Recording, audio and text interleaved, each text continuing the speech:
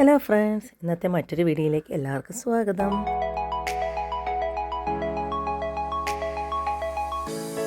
ഇന്നൊരു അമ്പല ദർശനമാണ് കേട്ടോ. ഒരു അൺഎക്സ്പെക്റ്റഡ് ആയിട്ട് കിട്ടിയ ഒരു അവസരമാണ്. കുറേ നാളായി ഇങ്ങനെ ഫാമിലി ആയിട്ടൊക്കെ അമ്പലത്തിലൊക്കെ പോകണമെന്ന്. പക്ഷേ ഇത്തിരി വലിയ അമ്പലത്തിലൊക്കെ ആകുമ്പോഴത്തേക്കും നമ്മൾ രാവിലെ തന്നെ പോകണം, എങ്കിൽ മാത്രമേ നമുക്ക് സമയത്തിന് തിരിച്ചെത്താൻ പറ്റൂ. പിന്നെ എവിടെ പോകണമെന്ന് പ്ലാൻ ചെയ്താലും അന്ന് നൂറുകൂട്ടം കാര്യങ്ങൾ മറ്റു കാര്യങ്ങൾ കാണും. അമ്പലത്തിലൊക്കെ എന്ന് പറഞ്ഞാൽ നമുക്ക് സമാധാനമായിട്ട് തൊഴുത് കുറച്ച് നേരം ഇരുന്നിട്ടൊക്കെ വരണ്ടേ. അങ്ങനെ ഒരു അവസരം കിട്ടി ഗൈസ്. നമ്മൾ പോകുന്നത് കരിക്കകം ശ്രീ ചാമുണ്ഡി ദേവി ക്ഷേത്രത്തിലേക്കാണ് കേട്ടോ. എൻ്റെ മാരേജിന് മുന്നേയൊക്കെ ഞങ്ങൾ ഇടയ്ക്കിടയ്ക്കൊക്കെ പോകുമായിരുന്നു. മാരേജിന് ശേഷം ഒരു തവണ എനിക്ക് പോകാൻ പറ്റുള്ളൂ. ഇപ്പോൾ തന്നെ ഒരു 11 വർഷത്തോളമായി കേട്ടോ അങ്ങോട്ട് പോയിട്ട്. അങ്ങനെ നമ്മൾ ഇന്ന് പോകാൻ വേണ്ടിയിട്ട് ഇതാ വീട്ടിൽ നിന്ന് പുറപ്പെട്ടിട്ടുണ്ട്. ചേട്ടൻ്റെ അമ്മയും ഞാനും ചേട്ടൻ 2 മക്കളും കൂടിയാണ് കേട്ടോ പോകുന്നത്. അങ്ങനെ ഇതാ നമ്മുടെ വീടിൻ്റെ അടുത്ത് തന്നെ ഒരു അമ്പലം ഉണ്ടെന്ന് നിങ്ങൾക്കറിയാമല്ലോ, ശ്രീ നീലകേശി മുടിപ്പുര. ആ അമ്പലത്തിൻ്റെ ഫ്രണ്ടിൽ കൂടിയാണ് കേട്ടോ നമ്മൾ പോകുന്നത്. അവിടെ നമ്മളെപ്പോഴും പോകാറുണ്ട്. അങ്ങനെ പിന്നെ നമ്മളൊരു വഴിക്ക് പോകുന്ന വഴിക്ക് പിന്നെ ഒരിടത്ത് ഇറങ്ങണ്ടെന്ന് കരുതി നമ്മളങ്ങനെ പോവുകയാണ്.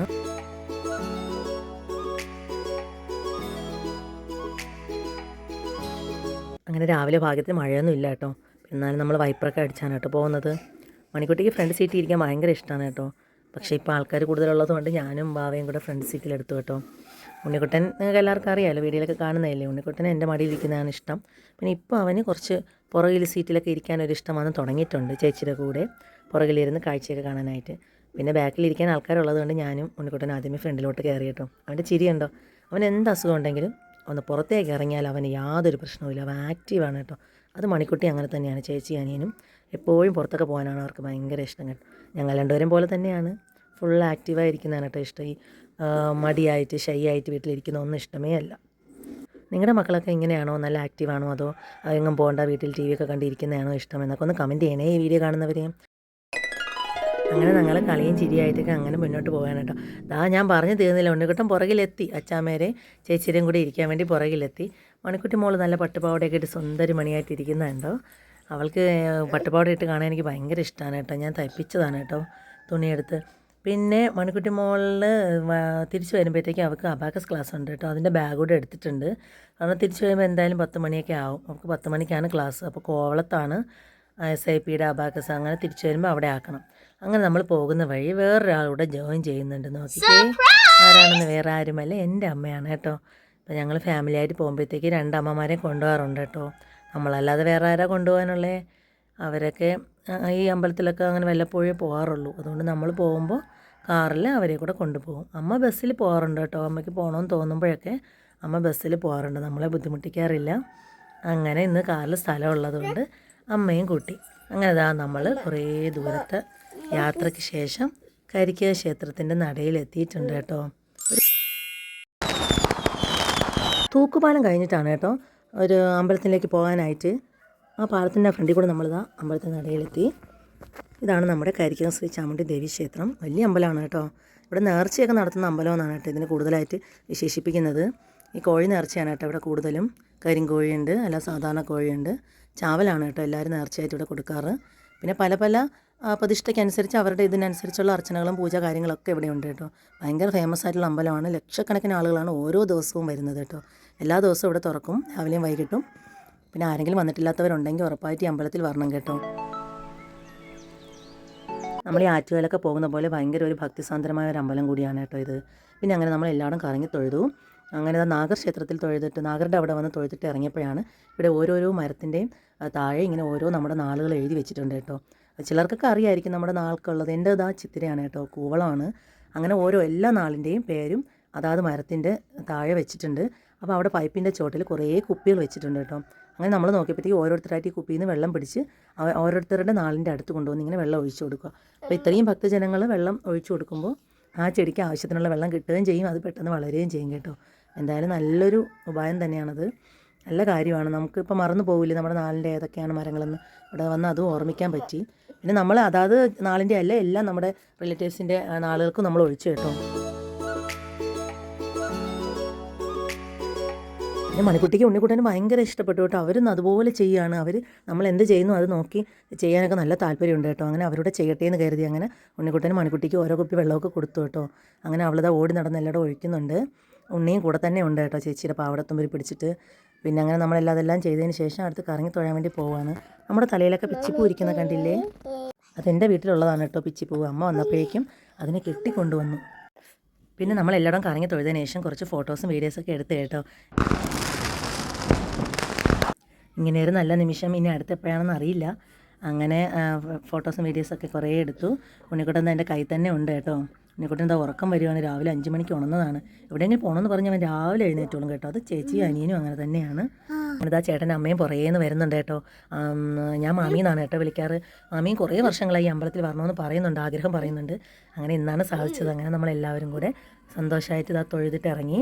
പിന്നെ എൻ്റെ പുറകു വശമാണ് കേട്ടോ നാഗർ ഇരിക്കുന്നതിൻ്റെ അടുത്താണ് കേട്ടോ നമ്മൾ നിന്ന് ഫോട്ടോസൊക്കെ എടുക്കുന്നത്. അങ്ങനെ അതൊക്കെ കഴിഞ്ഞ് കറങ്ങി കുറേ ദൂരം പോയപ്പോഴത്തേക്കും എന്താ ഒരു മുഖമണ്ഡപമൊക്കെ കണ്ടു കേട്ടോ. അങ്ങനെ അവിടെയൊക്കെ നിന്ന് നമ്മൾ ഫോട്ടോയൊക്കെ എടുത്തു. ഒരുപാട് നാൾക്ക് ശേഷം കാണുന്നത് കൊണ്ട് തന്നെ ഒരുപാട് മാറ്റങ്ങളുണ്ട് കേട്ടോ. പല പല മാറ്റങ്ങളുണ്ട്. പുതിയ പല പ്രതിഷ്ഠകളും വന്നു. മുമ്പ് ഇങ്ങനെയൊന്നും ആയിരുന്നില്ല കേട്ടോ. ഇത്രയും വർഷമായില്ലേ. പിന്നെ ഒരുപാട് നാൾ ആഗ്രഹിച്ച് പിന്നെ കുറേ അസുഖങ്ങളൊക്കെ വന്നപ്പോഴത്തേക്കും നമ്മൾ നേർച്ചയുണ്ടായിരുന്നു. അങ്ങനെ നേർച്ച കുറേ അർച്ചനകൾ, നൂല് ജപം ഉണ്ടായിരുന്നു. അതൊക്കെ കഴിഞ്ഞു കേട്ടോ. പിന്നെ ഇതാണ് അമ്പലത്തിൻ്റെ ഫ്രണ്ട് ഭാഗം. ഇതിനകത്ത് മൊബൈൽ അലൗഡ് അല്ല കേട്ടോ. പിന്നെ അവൾക്ക് ഉണ്ണിയപ്പം വേണമെന്ന് പറഞ്ഞ് ഇവിടുത്തെ പ്രസാദമായ ഉണ്ണിയപ്പം വാങ്ങി. നല്ല ടേസ്റ്റാണ് കേട്ടോ ഇവിടുത്തെ പ്രസാദം. അമ്മ പറഞ്ഞ് എനിക്കറിയാം.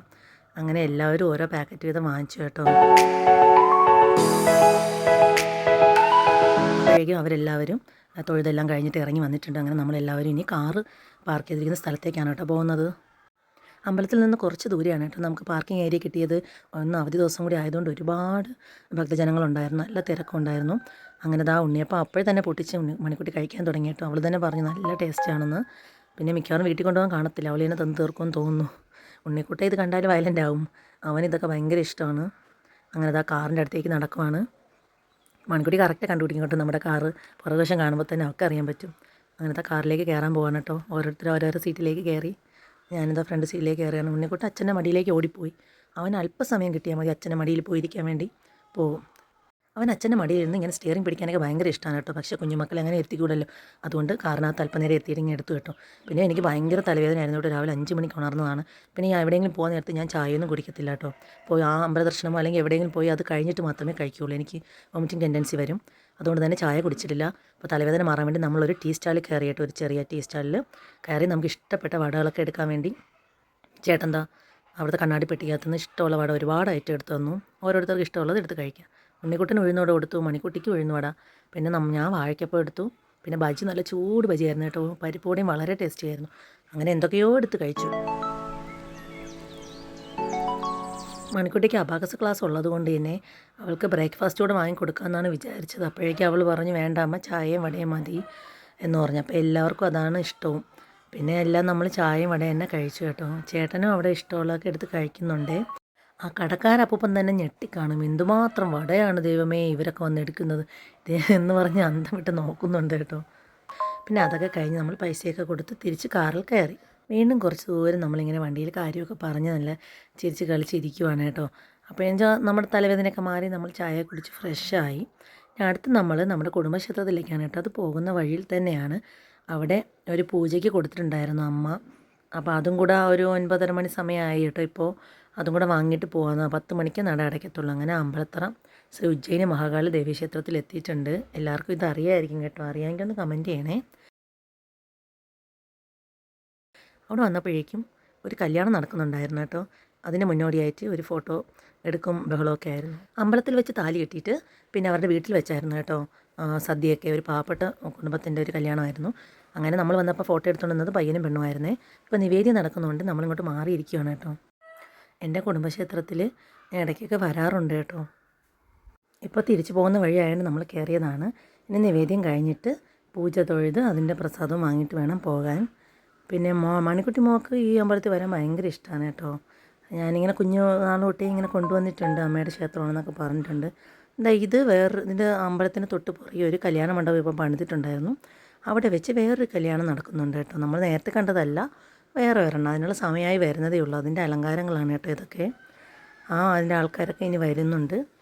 അങ്ങനെ അതെല്ലാം കഴിഞ്ഞ് നമ്മൾ ആ അമ്പലത്തിൽ നിന്ന് തിരിച്ചിറങ്ങി കേട്ടോ. വീട്ടിൽ വന്ന് ആ അമ്പലത്തിലെ പ്രസാദമായ പടച്ചോറുണ്ടല്ലോ അതും കിട്ടിയിട്ടുണ്ട്. നമ്മൾ പായസവും കിട്ടിയിട്ടുണ്ട് കേട്ടോ. ശർക്കര പായസവും കിട്ടിയിട്ടുണ്ട്. ഈ പടച്ചോറ് നമ്മൾ മറ്റ് കറികളൊന്നും കൂട്ടി കഴിക്കാൻ പാടില്ല കേട്ടോ. അച്ചാറോ തൈരോ വെച്ച് തന്നെ കഴിക്കണം. ഇത് ഗണപതി ഹോമം നടത്തിയതിൻ്റെ പ്രസാദമാണ് കേട്ടോ. പിന്നെ ഉണ്ണിയപ്പം ഉണ്ട്. നല്ല ടേസ്റ്റാണ് കേട്ടോ. ഈ വെള്ളച്ചോറ് പടച്ചോറ് പ്രധാനമായിട്ട് എടുത്തത് ചേട്ടൻ്റെ അമ്മയെ കരുതിയാണ് കേട്ടോ. മാമിക്ക് ഭയങ്കര ഇഷ്ടമാണ്. അച്ചാർ വെച്ചും കഴിക്കും, അല്ലാതെയും കഴിക്കും.